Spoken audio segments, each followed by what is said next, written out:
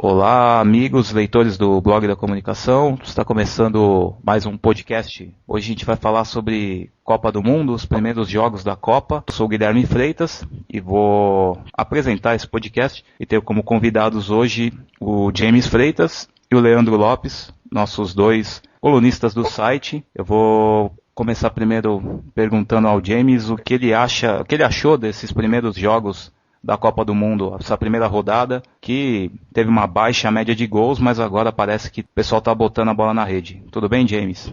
Olá, Guilherme. Olá, amigos do blog da comunicação. Olá, Leandro.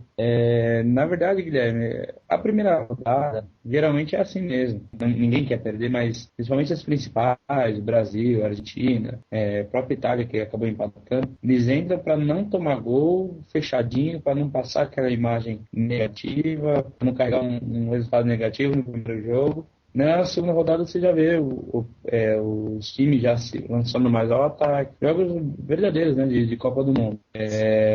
Eu acho que nem até o jogo do Brasil, que foi bem criticado durante a imprensa inteira, vai ser melhor o próximo, tenho certeza absoluta. Todo mundo fala, por exemplo, do Brasil, que jogou mal, mas jogou com um adversário que até o técnico estava dentro do campo para defender. Estava todo o time defendendo os 90 minutos. Vai pegar duas seleções que atacam mais, equilíbrio vai ser maior, os jogos vão ser mais emocionantes, e isso já deu para ver, né, nesses jogos.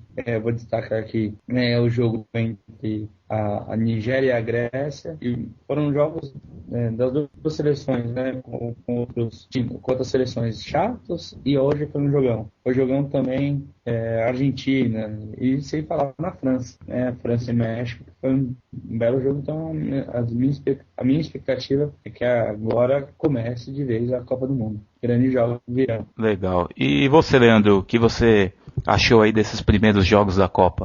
Bom, Guilherme, primeiramente aí um abraço para todo mundo do blog, para você, para o James.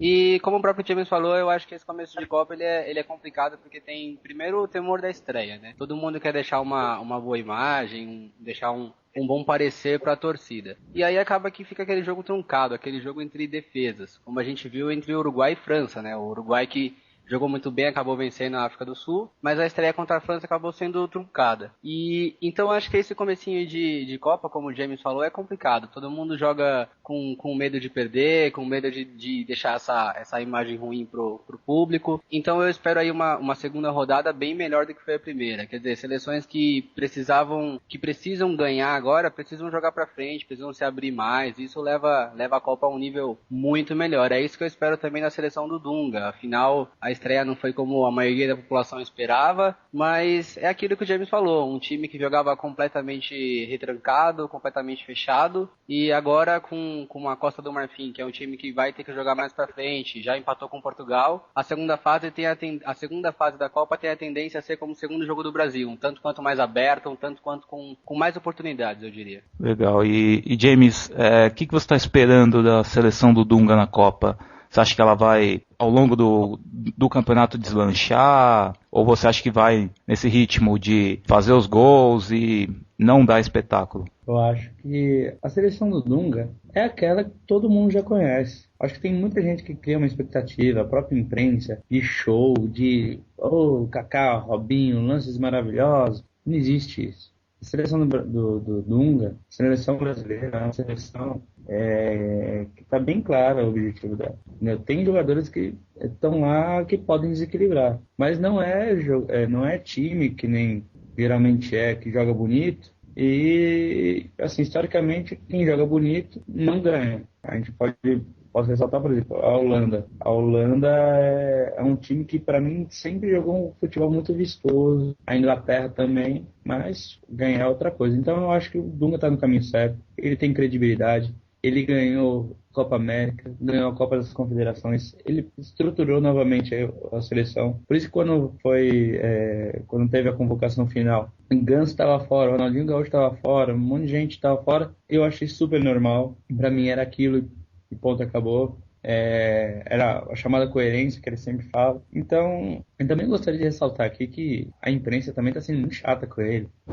Pelo amor de Deus, todo mundo meteu o pau naquela bagunça que teve na Copa passada, e agora que eles querem se fechar, querem treinar a imprensa vai lá e mete o pau, porque tá muito fechado. É um negócio assim que não dá para entender, mas eu confio. Eu acho que a seleção tem futuro e na base do coletivo tem futuro. Quando falam que a união faz a força, nesse sentido, eu tenho certeza que pode fazer a diferença para o Brasil. Certo.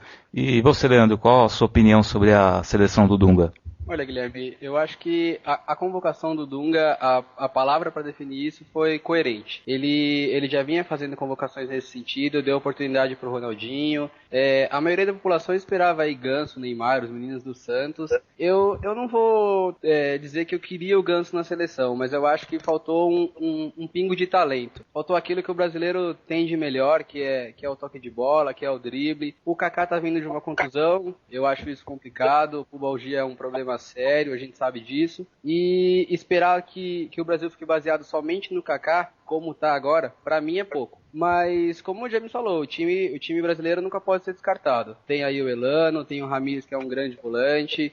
O Felipe Melo, mesmo desacreditado, é um jogador de marcação, um jogador forte. O Maicon, o melhor lateral do mundo. A gente tem o melhor goleiro do mundo, o Luiz Fabiano, um belíssimo atacante. Então eu acho que o conjunto brasileiro pode trazer esse hexa pra gente, mas como eu disse, faltou um pingo de talento. Eu acho que o Brasil podia levar essa Copa com um pouquinho mais de facilidade. Eu vi na primeira fase só a Alemanha jogar um grande futebol. A Argentina nesse segundo jogo acabou desempenhando um melhor papel, mas eu acho que o Brasil com jogadores de meio, um tanto quanto mais talentosos, eu diria, deixaria a população mais tranquila, um pouquinho melhor pra gente. Para encerrar o programa, vamos saber o que vocês acham da Copa do Mundo, né? Uns palpites básicos, né? Bom, vamos começar. James, quem você acha que vai ser o campeão dessa Copa do Mundo? Brasil, sempre Brasil. Deixa eu torcer pro Brasil em Copa do Mundo na hora que cair fora e aí só contar o meu bolão. E você, Leandro, favorito para a Copa? Olha, a torcida fica sempre pelo Brasil, mas eu tenho que destacar 3 equipes que eu acho que podem chegar e acho que eu coloco como favoritas. A Argentina, apesar da fraca defesa, a Holanda, que pra mim tem como o James falou, um futebol vistoso, o Robin vai voltar e a Holanda vai jogar ainda melhor. E eu fiquei muito surpreso com a Alemanha, então eu tô botando fé na Alemanha pra ver o que vai acontecer com esse time. Certo, eu aposto no Brasil, mas a Alemanha pela tradição e a Itália também, que sempre começa escorregando, mas chega também. Eu acredito que essas 3 mais a Argentina são os principais candidatos.